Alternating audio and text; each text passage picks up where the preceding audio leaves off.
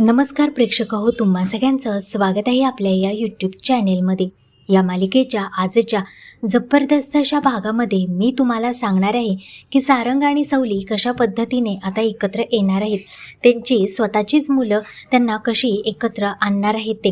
तर मित्र हो, आपल्या सगळ्यांनाच माहिती आहे की आता ओवीला जे आहे ते सावलीच्या गुरुकुलमध्ये गाणं शिकायचं असतं.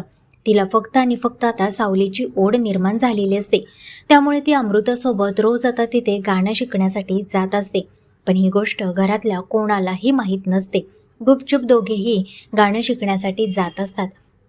तर दुसरीकडे आता सावलीच्या या गुरुकुलच्या मागे आता मेंदळे कुटुंब म्हणजेच तिलोत्तमा, राजकुमार आणि मोनिका हे लागलेले असतात.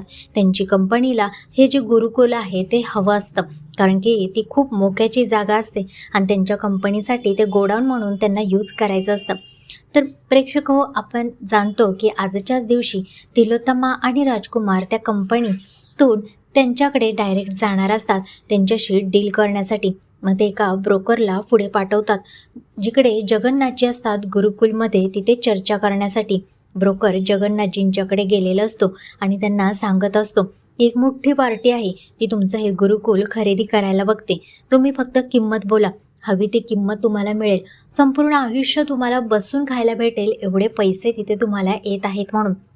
पण जगन्नाथजी सरळ सरळ आणि साफ भाषेमध्ये त्याला सांगत असतात की हे बघ, हे गुरुकुल मला काही विकायचं नाही आहे आणि असा माझा कोणता भावी आयुष्यात प्लॅन देखील नाही आहे. त्यामुळे तू हे सगळं विसरून जा आणि पुन्हा इथे येऊ नकोस म्हणून.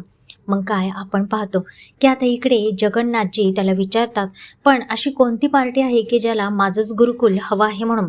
त्यावरती तो ब्रोकर मेंदळेंचं नाव सांगत असतो. इकडे रूपम कॉस्मेटिक कंपनीचे मालक आहेत म्हणून. हे ऐकून जगन्नाथला मोठा धक्काच बसतो. जगन्नाथ म्हणत असतो की ठीक आहे मी इथे पुन्हा येऊ नको, असा आता तो त्याला सांगत असतो.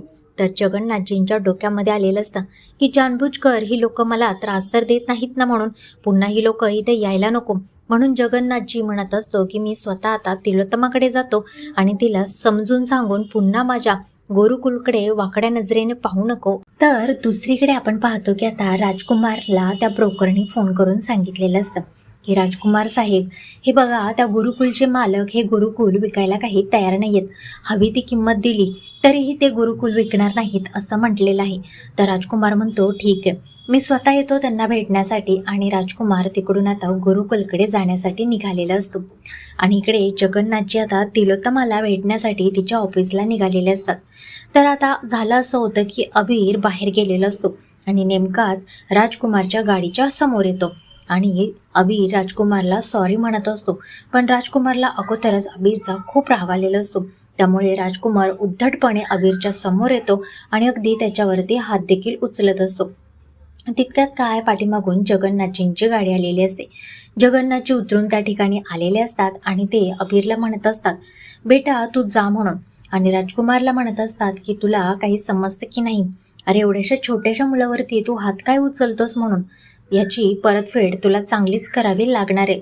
आता राजकुमार हसतो आणि म्हणत असतो की तुमची तुमची भविष्यवाणी याच्यावरती माझा बिलकुलही विश्वास नाही. आता काय काय तुम्ही भविष्यवाणी करणार माझ्याबद्दल? तेव्हा आता जगन्नाथजी म्हणत असतात की अरे, मी तुझ्यावरती आत्ताच पहिल्यांदाच एक भविष्यवाणी करून ठेवलेली आहे, त्याच्यात काडी मात्रही बदल होणार नाहीये. पण राजकुमार हसायला लागतो आणि म्हणत असतो की ते तर तुम्ही सोडूनच द्या, ती भविष्यवाणी कधीच पूर्ण होऊ शकत नाही, हे मला चांगलंच ठाऊक आहे म्हणून. पण जगन्नाथजी त्याला म्हणत असतात की अरे मूर्खा, तुला कळतं की नाही, कंसाला सुद्धा माहीत नव्हतं की त्याच्या माघारी श्रीकृष्ण हा वाढत होता. त्याचा वध करण्यासाठी तो त्याच्या मागे हात धुवून लागला होता. तसंच तुझ्या बाबतीत सुद्धा होणार आहे. तू असाच बस, पण तुझ्या समोर एक ना एक दिवस तुझा काल म्हणून सावलीचा मुलगा येऊन उभा राहतोय की नाही बघ, आणि माझी भविष्यवाणी खरी होते की नाही बघ. हे ऐकून आता इकडे राजकुमारला मोठा धक्काच बसतो आणि तिथून तो आता निघून जातो. इकडे आता जगन्नाथजी सुद्धा आता तिलोत्तमाला भेटण्यासाठी तिच्या ऑफिसकडे गेलेले असतात. तिच्या ऑफिसमध्ये जाऊन तिलोत्तमाची गाठभेट घेत असतात. तिलोत्तमाला सांगत असतात की हे बघा मॅडम, पण ते काही बोलायच्या आधीच तिलोत्तमा म्हणते, तुझी हिंमत कशी झाली माझ्या ऑफिसमध्ये येण्याची? तुला मी 1000 वेळा नाही, खूपदा सांगितलं आहे माझा तुझा काही एक संबंध नाही आहे आणि तुझी ती लेकसुद्धा आता आमच्या घरात नाही आहे. त्यामुळे तू आमच्या या ऑफिसमध्ये पाऊल ठेवायची हिंमत कशी काय केलीस? आणि ती सिक्युरिटीला बोलवून त्याला धक्के मारून बाहेर काढायचा प्लॅन तिचा चालूच असतो. तितक्यात काय जगन्नाथजी म्हणत असतात की हे बघा, यावेळेस तुम्ही माझ्या वाटं गेलेला आहेत, त्यामुळे मी इथं आलोय. तुम्ही ज्या गुरुकुलबद्दल बोलत आहात ना, ते गुरुकुल माझं आहे, जगन्नाथजींचं आहे ते गुरुकुल. त्यामुळे तुम्ही वाकड्या नजरेनं पाहायचं सुद्धा नाही. आणि जगन्नाथ तिथून निघून गेलेला असतो. तिलोत्तमा राजकुमारला फोन करून सांगते. या बाबतीत सगळं काही त्याला सांगितल्यानंतर त्याला मोठा धक्काच बसतो. राजकुमार तिथूनच आता माघारी फिरलेला असतो आणि ऑफिसला आलेला असतो. ऑफिसला आल्यानंतर तिलोत्तमा घडलेला सारा प्रकार त्याला सांगते. राजकुमार म्हणतो, आता तर या म्हाताऱ्याला मी बिलकुलही सोडणार नाही. कसंही करून मला ते आता गुरुकुल हवंच आहे. तिलोत्तमा त्याला थांबवते. राजकुमार, तू असं काहीच करायचं नाही. आपल्याला आता कोणताही वादावाद नको आहे. झालं तेवढ्या गोष्टी पुरे झाल्या. मला आता पाठीमागचा वाद पुन्हा पुढे आणायचा नाही. त्यामुळे तू ती गुरुकुलचा विषय सोडून दे. पण आता राजकुमार आणि मोनिका दोघेही बोलत असतात. राजकुमार म्हणत असतो की नाही, मला या माझ्यावरती भविष्य करणारे या जगन्नाथजींचा बदला घ्यायचाच आहे. मी आत्ताच माझी माणसं त्याच्या घरी पाठवतो. त्याला धमकावून ही जी प्रॉपर्टी आहे ती मी माझ्या नावावरती करणारच आहे म्हणून. आणि तो लगेच त्याच्या गुंडांना फोन लावतो. गुंडांना फोन लावल्यानंतर तो त्यांचा जगन्नाथजींचा फोटो देतो. ते म्हातारं रोज एकटंच घरी असतं. त्याच्या घरी दुसरं कोणीही नाही आहे आणि वय देखील झालेलं आहे. त्यामुळे तू त्याच्या घरी जायचं, त्याला धमकवायचं आणि पेपरवरती सिग्नेचर करून घ्यायचं, असं त्याने आता गुंडांना सांगितलेलं असतं. तर दुसरीकडे आपण आता पाहतो की ओवी जी आहे ती गुरुकुलमध्ये आलेली असते. आता अमृताने ओवीला नाव तर बदललेलं असतं, शिवाय तिला सांगितलं देखील असतं की मी जर इथं आले, हे आजूबाजूला कोणी पाहू नये म्हणून मी इथेच बाहेर लपून बसेन. तू आतमध्ये जा, गाणं शिकून झाल्यानंतर टायमिंगला पटकन बाहेर ये, मग आपण इथून घरी जाऊयात म्हणून.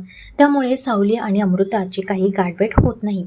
तर आता ओवी खूप खुश असते, कारण की तिच्या आवडीचं गाणं हे तिला जे आहे ते गायला ऐकायला भेटत असतं. घरी आल्यानंतर आता ओवी तिच्या रूममध्ये असते. रात्र झालेली असते.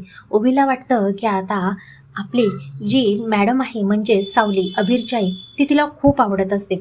म्हणून काय करते ओवी, ओवी तिथेच असलेला जो चष्मा असते तो घालते, जसा की सावलीचा चष्मा असतो. आणि तिथे बसून ती सावली जसं गाणं गात आहे त्या पद्धतीने ती गाणं गायला चालू करते. तितक्यात काय होतं की त्या ठिकाणी सारंग आलेला असतो. सारंगनी आता ओवीला चष्मा घातलेलं पाहिलेलं असतं आणि जशी जशी सावली गाणं गात होती त्याच पद्धतीने त्याच हावभावामध्ये माझे माहेर पंढरी हे गाणं आता चक्क इकडे ओवी गाताना पाहून सारंगच्या पायाखालची जमीनच हादरते. तो तिच्या जवळ येतो. ओवीला वाटतं आता बाबा ओरडतो की काय, हा चष्मा पण बाहेर काढला, हा बाबांच्या पहिल्या बायकोचा चष्मा आहे, हे ऐकायला तिला अमृताने सांगितलेलं असतं. त्यामुळे ओवी भिलेली असते आणि शिवाय विठ्ठलाची मूर्तीसुद्धा तिच्या हातामध्ये असते. मूर्ती लगेच पाठीमागे लपवते. त्याला अगदी सावलीच्या लहानपणीच असल्यासारखाचा भास झालेला असतो. तो लगेच आता ओवीला विचारतो, ओवी हे सगळं काय आहे, हे सगळं कुठून शिकून आलीस तू आणि कोणाचं बघितलंस म्हणून. त्यावरती ओवी घाबरते. सारंग तिला जवळ घेतो. सांग बाळा, हे सगळं काय आहे आणि हे सगळं असा का उद्धार तू केलेला आहेस म्हणून. मग आता ओवीला आता सारंगनी शपथ घातलेली असते. खरं खरं सांग मला या सगळ्यांचं काय अर्थ आहे ते. त्यावरती आता ओवी सांगायला लागते. अबीरच्या आईचा असा गेटअप आहे आणि त्या गाणं शिकवतात. मी आणि इकडे काकू त्यांच्याकडे गाणं शिकायला जातो. बाबा प्लीज तू काकूला काही बोलू नकोस, कारण की मीच तिच्याकडे हट्ट धरला होता गाण्याचा, म्हणून तिने माझा हट्ट पुरा केला आहे. सारंगला हे ऐकून धक्काच बसतो. सारंग म्हणतो, काय, अबीरची आई आणि तिचा असा गेटअप आहे. त्यावरती आता इकडे ओवी म्हणते, हो अबीरची आई अशीच आहे. अबीरच्या आईला विठ्ठलाची मूर्ती, हा चष्मा आणि हो आज तर काल 2 दिवस तिच्या डोक्यामध्ये गजरा सुद्धा होता. खूप छान दिसायला आहे अबीरची आई. हे ऐकून सारंगला धक्काच बसला. सारंग आता कपाटातून अल्बम काढतो आणि अल्बममधला सावलीचा फोटो तिला दाखवतो. ही होती का अबीरची आई म्हणून. त्यावरती ओवी म्हणते, हो बाबा हीच अबीरची आई होते, पण तिचा फोटो इथे कसा काय बाबा. आणि मग आता ओवीच्या सुद्धा लक्षात आलेलं असतं की अबीरची आई म्हणजेच आपल्या बाबाची बायको आहे. तर होय ना बाबा, खरं बोल, हीच आहे का तुझी बायको. त्यावरती सारंग म्हणतो, हो. मग आता इकडे सारंगच्या डोक्यामध्ये विषय लागलेला असतो अबीरच्या घरामध्ये अजून कोण कोण असतं. त्यावरती ओवी सांगत असते की अबीरला बाबा नाही आहेत, फक्त आई आणि आजोबाच आहेत म्हणून. हे ऐकून सारंगला मोठा धक्काच बसतो. आता सारंगला सावलीला कोणत्याही परिस्थितीत भेटायचं असतं. नेमकं काय आहे, काय झालं होतं, नेमकं सारं सत्य तिच्याकडून जाणून घ्यायचं असतं. तर दुसरीकडे आपण आता पाहतो की इकडे अबीर त्याच्या बाबांच्या सोबत म्हणजे जगन्नाथजींच्या सोबत इकडे चेस खेळत बसलेला असतो. तितक्यात काय सावली त्या ठिकाणी आलेली असते. तर आता अबीरने जगन्नाथजी आणि सावली दोघंही बोलत असताना त्याचा फायदा उठवून जगन्नाथजींना बरोबर चेसमध्ये हरवलेलं असतं. तर जगन्नाथजींच्या सुद्धा तोंडातून जातं, वा वा, हुशार आहे, अगदी बापासारखाच आहे म्हणून. हे ऐकून सावलीला सुद्धा धक्का बसतो. तिला सारंगची आठवण येते आणि ती आतल्या रूममध्ये निघून जाते. तेव्हा आता अबीरला वाटतं बाबांना सुद्धा म्हणजेच आजोबांना सुद्धा माझ्या बाबांबद्दल सारं काही सत्य माहीत आहे. म्हणून तो बाबांना विचारत असतो, बाबा, माझ्या बाबांबद्दल तुम्हाला सगळं माहीत आहे का? कोण आहेत बरं माझे बाबा?